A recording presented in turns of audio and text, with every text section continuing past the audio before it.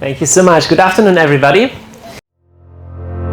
Siejemy, pomnażamy, jednoczymy. Fundacja Służąc Życiu. I'm thrilled to talk to you in this wonderful atmosphere, this wonderful temperature. In winter, it's so cold sometimes, right? It's so pleasant to have it warm and nice. So thanks for coming. In spite of having heard me this morning, you still came this afternoon again. I feel very honored by that. I'm going to speak about a topic I speak often on. So if you've been to my workshop here last year, it will be the very same stuff, the same thing. I've been teaching about that for the last 10 years because I found it super important and super effective. And I call that taking care for your inner garden. The thing is, what I spoke about it this morning, making decisions, actually attacking your enemy, what I found the first thing where rubber hits the road, where it becomes difficult, is your personal spiritual life, right? Because here at the conference it's so easy, you have to worship, you have the groups, but Monday is coming, right? Next Monday is coming, or latest after vacation time, Monday is coming. And you have your 40 hours of working or university, you have your 8 hours of sleeping. How can you live a spiritual life in these circumstances? I'm going to speak about that for something like half an hour. And then I'll open up for question and answer. So you can just attack me with your questions on whatever. So some years ago, I stumbled across a Bible verse that fascinated me. It caught my attention. It's not so famous, it's out of the book of Kings, and it speaks about Solomon.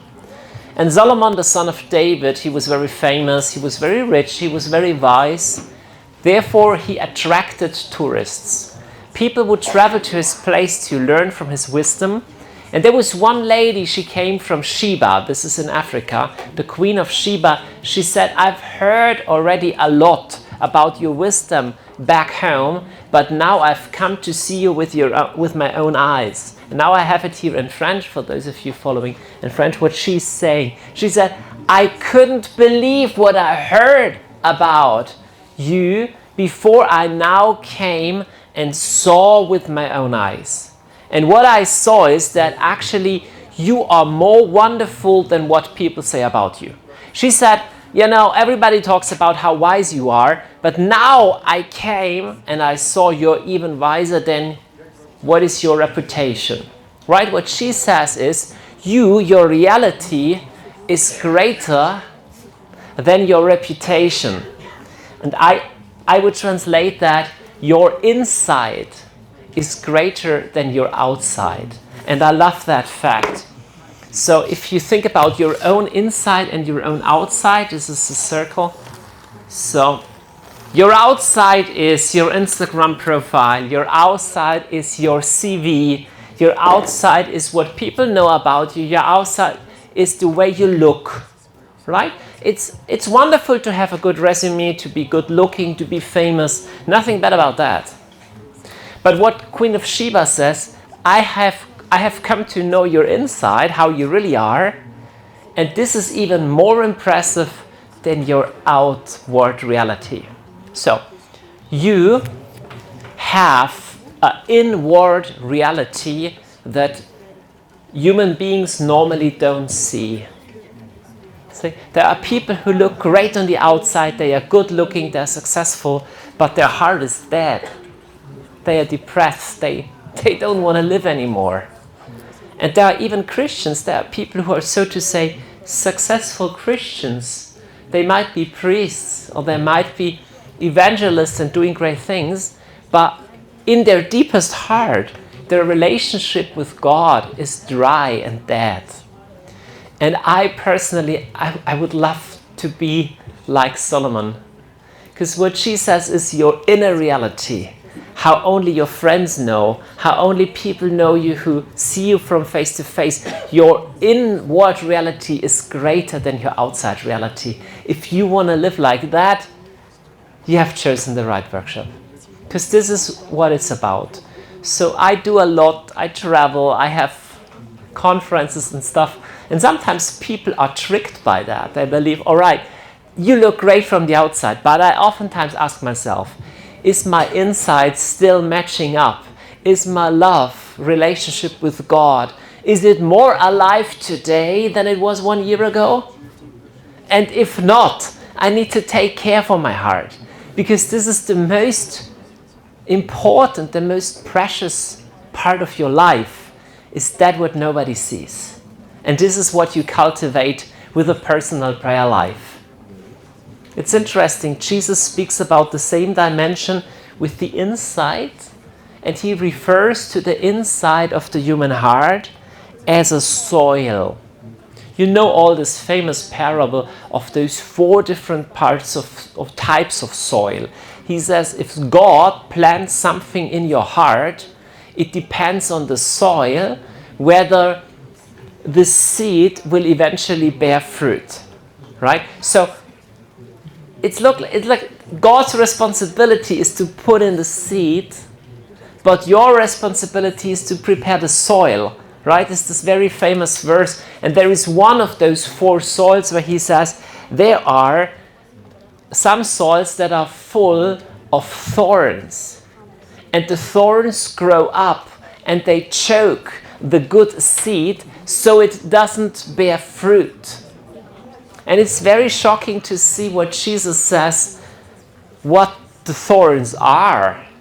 You could imagine the thorns that are big sins, or falling away from faith. But then Jesus says, the sins is les soucis, les richesses et les plaisirs de la vie. So, it's the sorrows of life, the riches, it's money, and it's fun. It's the fun parts of life. Well, all those things are positive. It's positive to have fun in life. It's positive to have money, and it's at least normal to have sorrows, right? It's normal to care for everyday affairs. But what Jesus says is, if you don't take care for your inner soil, this stuff will grow. See, what I've learned since we have a garden, my wife and I, we have a garden, is if you have a garden, there is stuff that grows by alone. Right? It just grows by itself. For example, weeds. You don't have to plant thorns or weeds. It just grows. If you leave a piece of land just for it to do whatever it wants, there is stuff growing, but not necessarily the stuff you want to grow. Right? It's not. You do nothing with the soil, and one day you come and harvest all the peaches and all the lilies and all the cherries. This is not going to happen, right? You have the thorns, you have the weeds. This is what grows. And this is the same in your inner life. If you don't do anything against it, it's the normal sorrows of life. It's the normal affairs that work, that grow, and that will choke what God has planted inside of you. So, I don't want to live like that. So the question is, what is the opposite? What can we do? What is your inside? What's going on there? When God first created man, Adam and Eve, it's very interesting, he put them in a garden. And the garden he gave to Adam and Eve to take care for that garden. It's very remarkable. It's interesting. And this garden basically was a beautiful place, but it was Adam and Eve's responsibility to take care of it. So, I love this garden. Even I called my latest book Eden Culture, because I love the Garden of Eden. And I'm going to speak about the garden now. Because the garden was the place assigned by God as a living room, as a sphere of life for Adam and Eve. And also, it was a place of encounter, a place of meeting. So, first of all, we read, God the Eternal took man and placed it in the Garden of Eden to cultivate and to keep it. it's very interesting. Adam and Eve, they had the responsibility to keep it, to protect it, and to cultivate it, right? So, I'm going to speak more about this garden now. First of all, has any of you ever traveled to the Middle East or Northern Africa? Okay. If the Bible, like written 1000 before Christ or so, if they refer to a garden, what is it that the Bible means? Today in a garden we would hang our laundry to dry, or maybe we plant salad or tomatoes there, we grow tomatoes there. So what was the function, the meaning of a garden in ancient times? What would people do there? Let's start with something simple. Who would have a garden? Who would own a garden? Who would own a garden? Everybody? Right, the rich one. So, for example, this place here, this is in Egypt, in Luxor, middle of Egypt. There you have, it's coming? Yeah, it's coming there. Luxor is coming. It's on the Nile River. It's very hot there. You cannot even imagine how hot it is. It's like 38 degrees. It's super hot there. So, and in the middle of the desert there, you have this palace. It was Queen Hatshepsut's palace. And Queen Hatshepsut had in front of her palace a large garden. So, and the garden would have fountains and different plants and different animals. So, the first thing is a garden. What did she do in the garden? She would walk around. She would walk around, yeah. Alone or with others. Sometimes alone. The thing is, in a day like today, to sit in a small hut or in a room like that is not comfortable, right? So they would meet outside in a garden where it was a cool breeze. So in there she would welcome famous friends or business partners, maybe her lovers, I don't know. A garden in ancient times was not a place to dry your laundry, but it was a place of encounter. Encounter means a place to meet, a meeting place. And this is what happened in the Garden of Eden. Adam and Eve met, God and man met. It was a meeting space. And then the second thing, of course, I ask you, who would have a garden? Of course, only the rich people. A garden back then was something that we today would call maybe a park or so. This is in Italy. It was basically a very, very wastefully rich, a luxurious place. And actually, Eden in Hebrew even means, or one possible translation is beauty.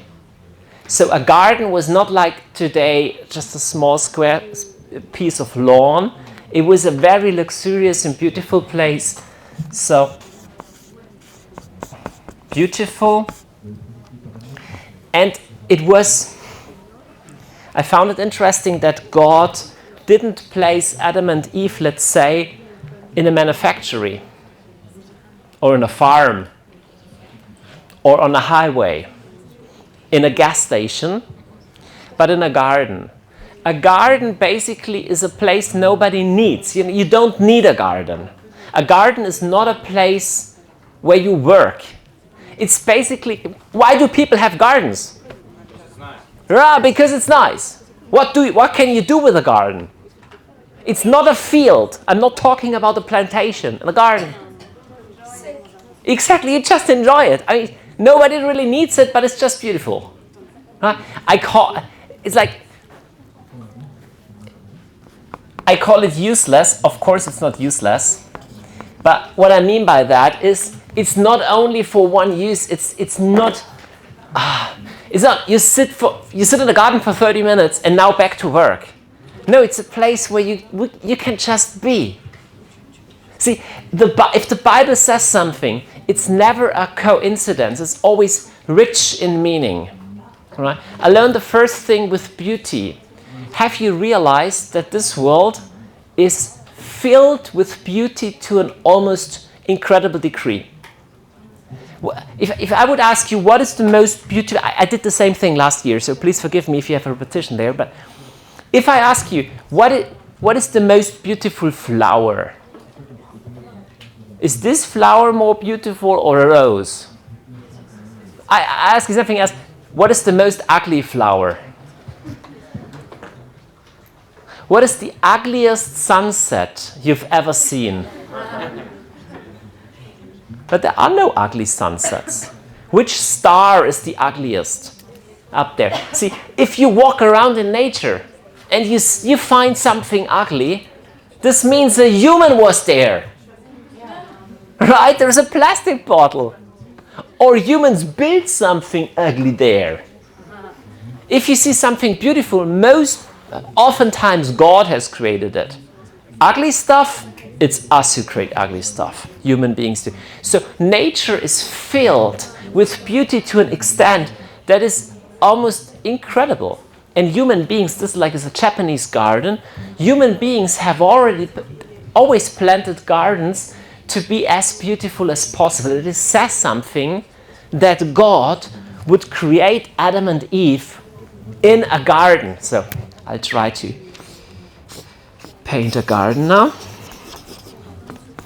Different plants. And that God would say, Adam and Eve, your place of living is a garden. See, if you want to understand why an eagle has wings, why does an eagle have wings? Because he's made to live in the air, right? Why does a fish have fins? Not because he's made to live in the water. If you want to understand the concept of fish, you need to understand the concept of water. If you want to understand the concept of human beings, you need to understand the concept of beauty. Because human beings were not created in a gas station, not in a manufactory, not in an army tank, but in a place of beauty. In a place of encounter, of community, and a place of just useless permission to be. Allowance to simply be. This place I call Eden. And of course the Bible writes about it, how beautiful it was. And it was abundant. See, it was the lie of the snake that there was not enough. The truth is there was more than enough. The Bible speaks even about gold and about precious gems and about all sorts of beautiful and delightful and tasty fruits, and even of a fountain that flows out from Eden and waters everything around.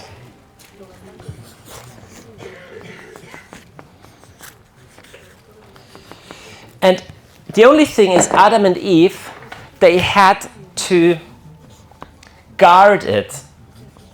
The garden needs to be tended to be kept, needs to be protected. So the Garden of Eden, the Garden of Beauty, was in the Old Testament a place of meeting between God and man. But we're not living in Eden anymore. And we're not living in the Old Testament anymore.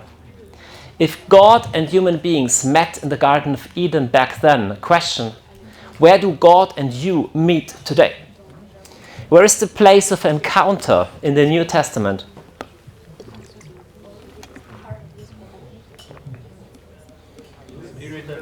Mm-hmm. Mm-hmm. So it's a trick question because there are more answers possible. Yeah? But one answer, I believe, is the most important one. When Jesus came, he did not come to build churches. Churches are beautiful. But he said in John 4, the Father is looking for worshippers who don't worship up on some mountains, but who worship in spirit and truth. And in 1 Ephesians 6, Paul says, the temple for your Holy Spirit, the temple where you go to meet Holy Spirit is your body. Isn't that interesting? Christianity gives extreme high value to the human body. It's not just your thought life or your emotions or your spirit. No, it's your body. It's your body. And we speak about Jesus living in our heart. I find it very interesting. Sometimes we have prayer evenings where we say, Jesus, please come into my heart. All right. And once he is in your heart, what do you do with him then? Once he's in your heart. So the mystics, the great prayerful persons of the church, they came up with a concept to say it was not just only the Garden of Eden, but there is something like the garden within. And they called it the inner garden. It's all throughout the mystical theology. The first one who really to say that so clearly was St. Augustine. Augustine said, I was searching for you, God, outside of myself, but never realized that you were more closer to me than I am myself. My most important topic about prayer this afternoon is learn to come to this inner place. You do not have to go around outside. Even more beautifully, Teresa of Avila says it. In the 1500s, Spanish mystics, she said, had I only learned earlier what a great king lives in my heart, I wouldn't have left him alone there so often. Again, she says, if I would have only known earlier that such a great king lives in my heart, I wouldn't have left him there alone so often. I have a good news and bad news for you. Good news is Jesus really is living in your inside. He's really there. Bad news, you are not there most of the times. God is in the here and now. He's right there, but you are somewhere else. You're not there. Most of the times you're outside yourself. When you say, Johannes, I'm not outside yourself, I'm right here. No, you're not. You're not. You're somewhere else. I found that absolutely shocking. Some years ago, I was with my wife traveling this beautiful fjord in Norway. Anybody ever been to Norway? It's magnificent. So we paid like €100 to go on that trip on the fjord. And I was outside there looking. I was so fascinated by this fjord. So when I came back to under deck, I realized that the other people who were also on the same ship, who had already also paid a lot of money to see the fjords, I took a video of that because I was intrigued to watch them. This guy seriously is watching a movie. So outside you had this, right? And inside, just continue with me. Inside, they are all on their phones. So outside, you have the fjord. You have the most beautiful things. I watch that all over. I travel a lot. I see people sitting on Palm Beach sunsets that are so beautiful, and they're on their phones, right?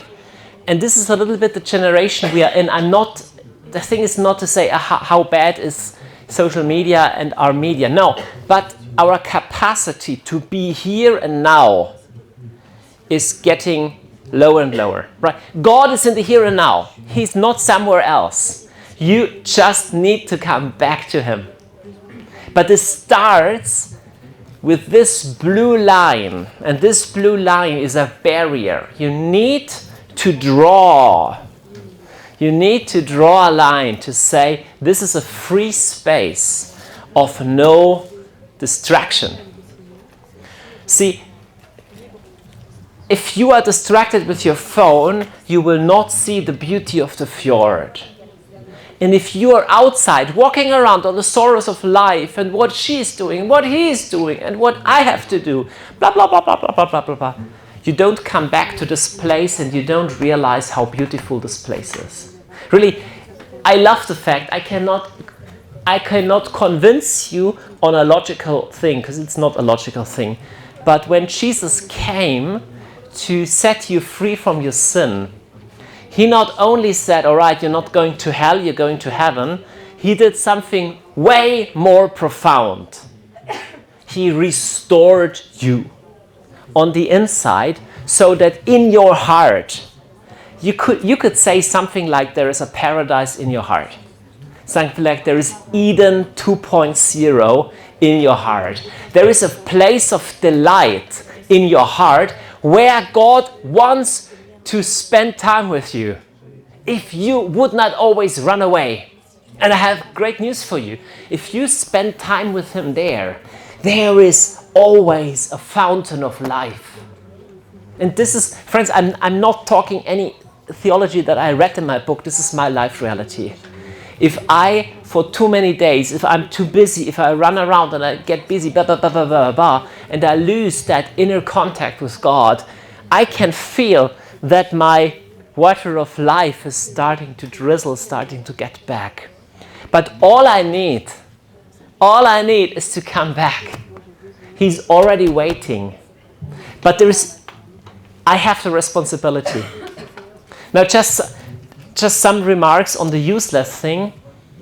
It's okay to simply be there, right? If you spend time with God, you do not have to do a lot. You do not have to go through a prayer list. You don't even have to pray in a very holy way. And sometimes I'm not concentrated. Yeah, oftentimes I'm not concentrated either. I've been praying for 25 years or so every day. I'm not concentrated. Oftentimes I'm very not concentrated. But I'll tell you something, I still do it. I still come back day after day, day after day. If you only do that, if you have the blue circle to say, this is my holy time, this is my sacred space, this is for God only, you keep that, you keep other people from trampling on your holy ground. To say, no, sorry, this is my secret garden. This is my place with God. And this place is allowed to be beautiful. So you can fill it with whatever you find beautiful. If there's certain music you find beautiful, put in this music. If you need a strong coffee in order to not fall asleep, get yourself a strong coffee, that's all right. If a certain art form helps you, like writing in your diary or drawing something, or if a certain place helps you, like you can build your own little prayer place in your house, you have your Jesus picture, your candles, or whatever it is that you need, build your own little place. And this place and this time with God, on the long run, will sustain you. If you ask how it is to fill it, there is one Bible verse that I find very, very important and very helpful that I want to share with you, and then we open up for question and answers. And this is in Psalm 1. Psalm 1, again, there are many parts of the Bible who speak about that word picture of the garden or of the plantation. The same, Jesus, John 15, abide in me, stay in me, and I in you, and you will bear much fruit. Very similar as Psalm 1. Psalm 1 pictures a tree that is planted by the streams of living water. So you have a tree, and the tree is planted near the streams of living water, which is a very good thing, and whose leaves are always green, right? So the tree always has enough water. He's planted near the streams of living water. And then we read about this tree that it bears fruit. Actually, who of you is French? Okay, so I read it in English. So, blessed is the man who does not walk in the counsel of the wicked, does not follow the path of the sinners, but rejoices in the law of the Lord, you could also say, who rejoices in the word of God and meditates about the word of God day and night. He is like a tree planted close to rivers of living water. Whatever he does, he will be successful. He will bear fruits in his season, and his leaves will never wither. So, I would love to live a life like that, and I believe Christian prayer life is that. First of all, the tree does not come to the river on vacation once a year. Like we say something, I need to go to the conference to be refreshed and then I come back. No, the tree is planted there, and this has to do with structure and time and place. So, this tree has a structure, has a root system. He's actually rooted in the soil. This is one precise place, and he's there over a longer period of time. Your spiritual life needs a structure, and structure has to do with time and space. So, if I ask you, how does your spiritual life look like? What does your spiritual life look like? And you tell me something like, I have Jesus in my heart, and sometimes I feel him, sometimes I don't feel him. This sounds to me like, if you ask me, Johannes, how is your sports life? And I tell you, my whole thinking, my way of thinking is full of sports. You said, all right, but how do you actually do sports? Well, my mentality is deep into sports. And whenever I feel like it, I do one push-up. Right? How strong will I become in sports? Yeah, not really. But this is how we talk about the spiritual life? See, if my answer is, I go to the fitness studio 3 times a week, it's Monday, Wednesday, and Friday, it's from 6 to 7, this sounds like a plan. Yeah, I say, every second day I go running, yeah, this sounds like a plan. Right? Your spiritual life is the same. You need a structure for your personal prayer life. So, it is like a tree planted by the streams. But now, if you think, all right, structure, this sounds like stress. This sounds like workout. Good news, it starts with the word Ashrei ha'ish, asher lo. In Hebrew, Ashrei means happy. The foundation, heureux, happy. The foundation of the first word in the book of Psalms, of the prayer book in the Bible per se, the first word of the spiritual life for Christians is happiness. So, I have very good news for you. You don't have to pray. You can go to heaven without prayer. You can be saved without prayer. You don't have to prove that you are a strong Christian for God to be impressed now. See, God is surrounded by millions of angels, right? He's not so impressed if you say, I gotta pray for 30 minutes. And God says, oh wow, I never thought that this is possible. He's created the universe. He's created the universe. He does not need your help anyways. Right? So if you pray, you never pray in order to please God, otherwise he's angry. There is one reason, and the reason is, why do I pray? Well, why do I watch sunsets? Because they are beautiful. Why do I love a good bottle of wine, or a good glass maybe, a good glass of wine, or a good meal? Why do I kiss my wife? Why do I love flowers? Because it's beautiful. And I told you that nature is filled with beauty because God is an artist. He is beautiful. So the foundation of prayer is always joy. It's joy-based. This, my friend, is so important. It's so important. Because maybe in your everyday life, you will feel this pressure. Maybe you're from a Christian background and you have this in your ear, like you have to be a good Christian. Yeah, no, I should pray more. I never pray enough. I should pray more. I never pray enough. If this is your foundation, I'd rather say don't pray. Please, do us all a favor. Don't pray. Honestly, see, if I come back to my wife and I'd find in her room a small self-reminder, a post-it to say, don't forget to kiss Johannes at least 5 times a day, otherwise he's pissed off. How much will I enjoy the next kiss?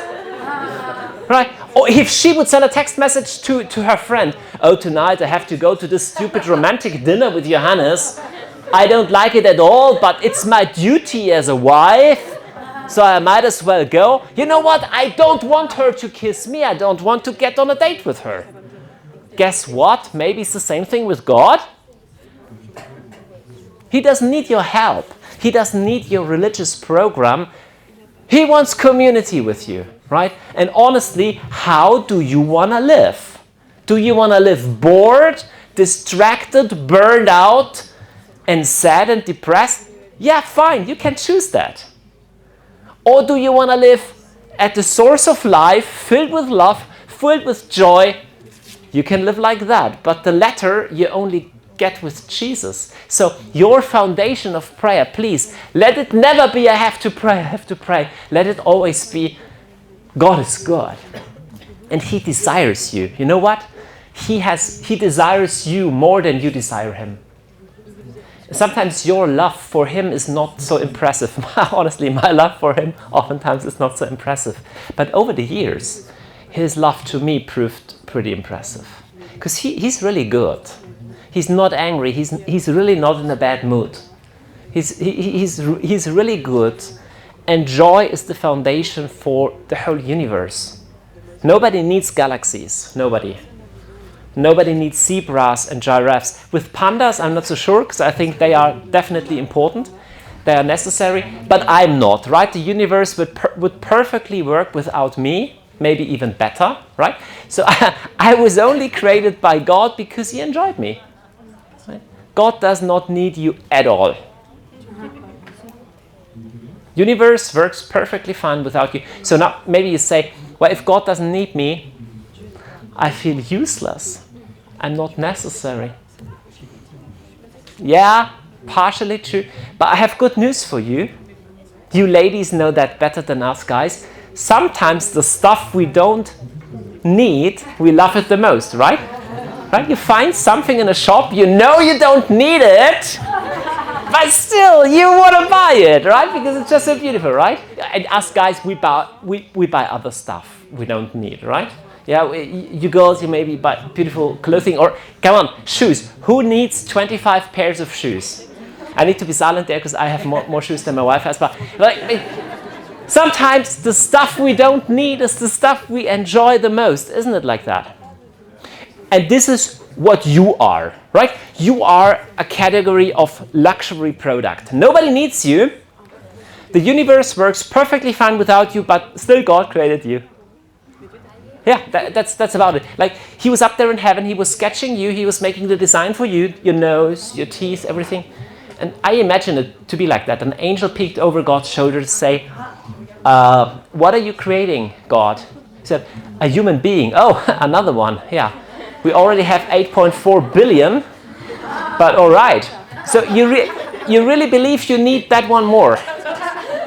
And God said, you got me on that one. You're right, I don't need her at all. But look how cute! I just need to create her. And there you came. Right? The angels probably voted against you, but God said, I just want to create that funny dude. Right? And that's true. The truth is you will never match up, you will never own, you will never earn your permission to existence. It's not like you have to cash in enough good deeds so for your existence finally to pay off. It will never pay off. It's all a free, crazy, wonderful gift. Totally undeserved. And if you would just lay in your bed for the rest of your life because you are, I don't know, paralyzed from head downwards, and maybe you curse God and you don't pray a single second, God would not love you any degree less, and your life would not be anything of less worth than right now. Because your worth as a being is merely grounded on the free will of your Creator just to want you, just to create you. Therefore, kick out that religious nonsense that you have to earn something in prayer. It's like I don't earn anything if I kiss my wife. It's a free overflow, it's joy-based. And whenever, this lie is ticking on your head, now you cannot come to God. Yeah, your last 4 days, they were so bad, I watched what you watched yesterday evening on Netflix. I watched you, right? And now you better hide. Right, this is the voice that spoke to Adam and Eve, and Adam and Eve hid. Well, I find it fascinating. God is never hiding, just us humans are. So God is starting to search for Adam. Adam, where are you? God is right here. He's right now. But we are hiding in our shame, in our distraction, our running around. God is right here. God has no problem with having contact with Adam even after they have sinned. And I'm not interested what you watched yesterday evening. Probably you watched nothing because there is no internet. But okay. See, if you fall into sin, if your life is messed up, if your last week was bad, don't run away from the healer, run towards the healer. It's always good, right? If you go to the doctor, he says, what's wrong? He says, all is fine. No, that's the doctor. He's supposed to know, right? He has not a problem. He doesn't expect you to tell him that you're all right. So it's the same with God. Just tell him what's wrong. That's absolutely okay with him. Prayer life needs to be joy-based. You need a structure and time and place. And I love the fact what it says about the tree, that the tree will bear fruit. Just one last thing about the way how that spiritual life in Psalm 1 looks like. So it's a daily rhythm, structure and time and place. It's joy-based. And no matter what you do, we read, it's the guy who trouve son plaisir dans la loi de l'Éternel et qui la médite jour et nuit. So he delights in the law of God and meditates on it day and night. However it is that you pray, it's not so important how you pray. The form of prayer is not so important. It's just one thing. Add a little bit of the Bible. Because the Bible draws you out of your thoughts carousel. So even if you do worship, you do singing, or whatever it is that you do, read one chapter of the Bible and combine the Bible with talking to God.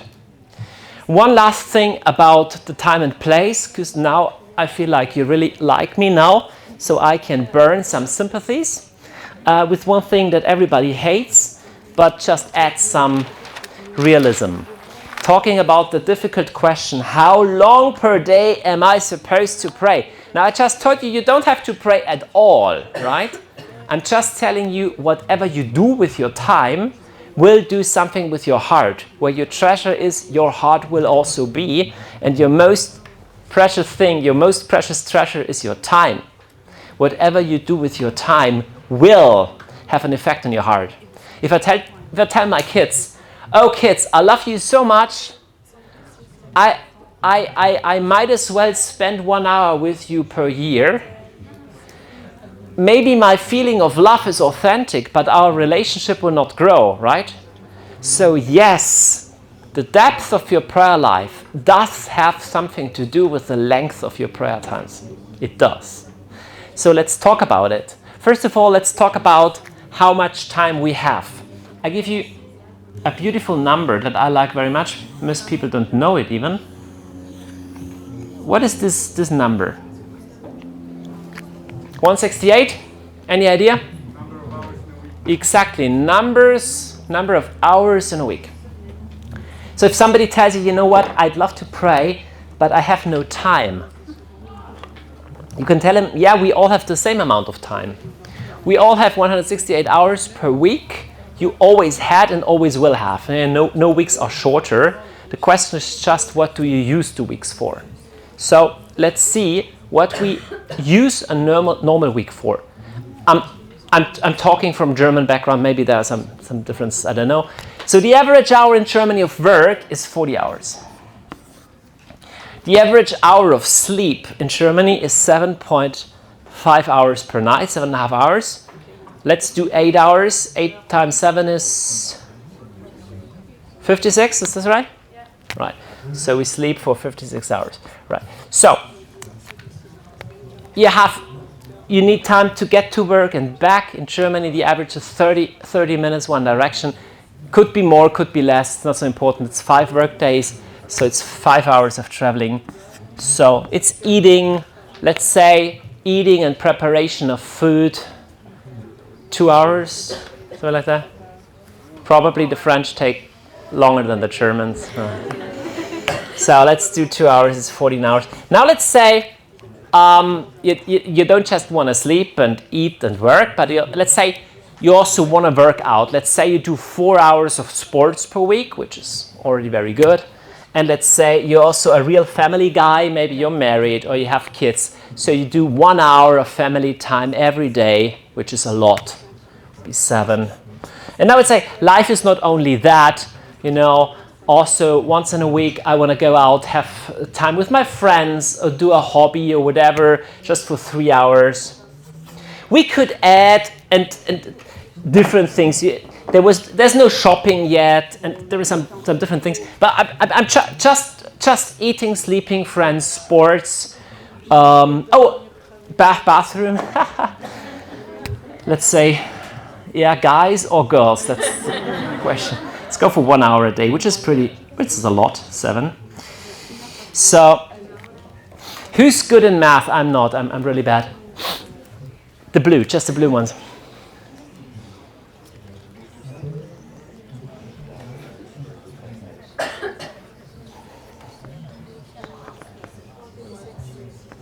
$130. I believe you.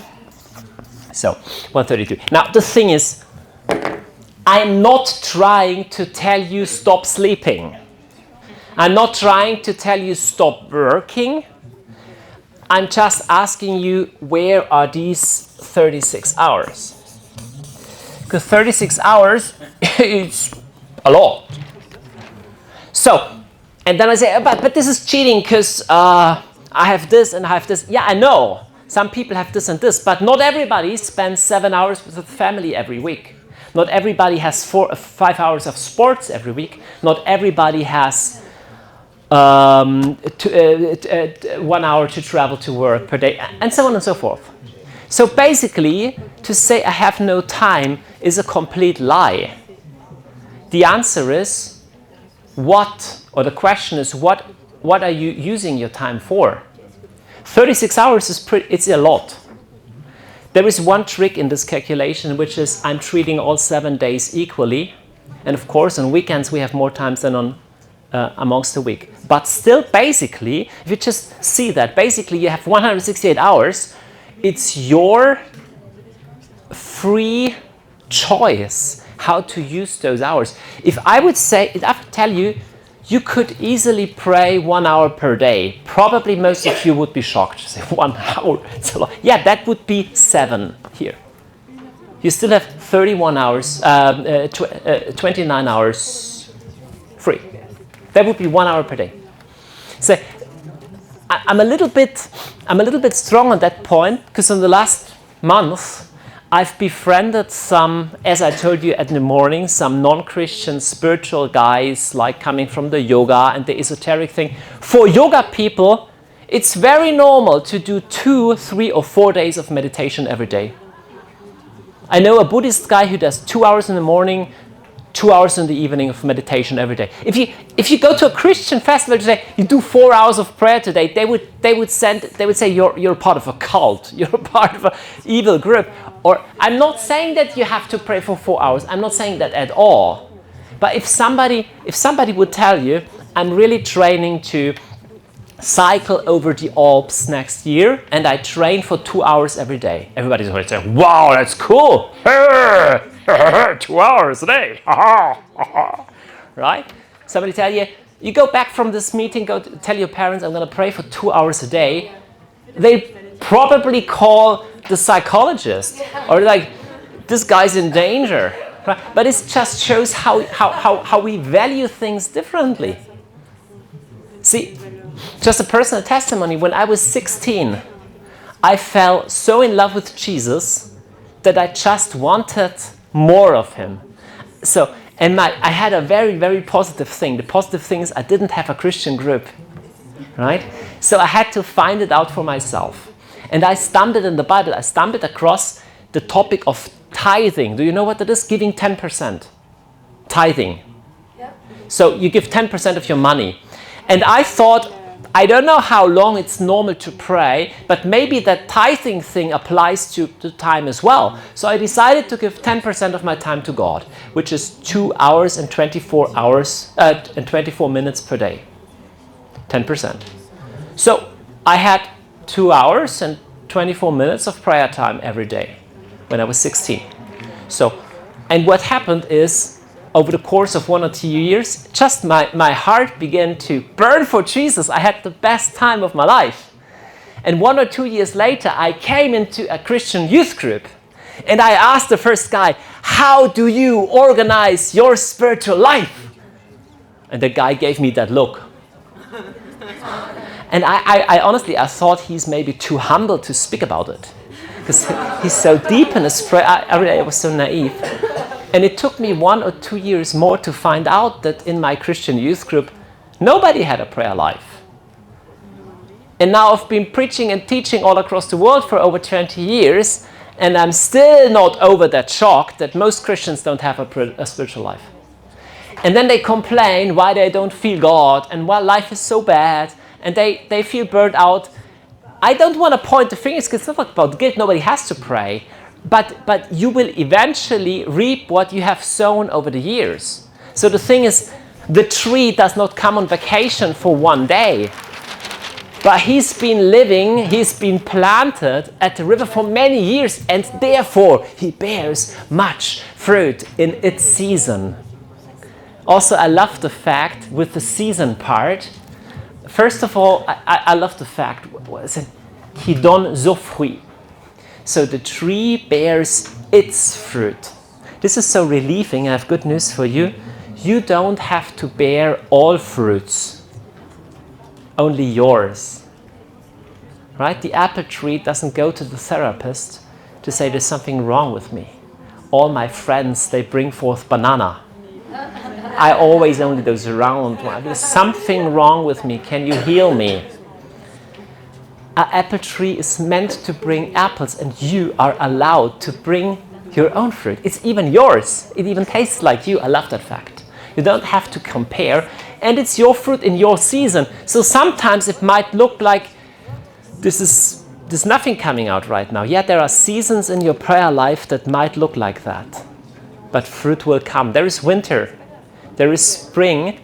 There is not always summer, not always time for the harvest, but eventually fruit will come. And this is my personal testimony.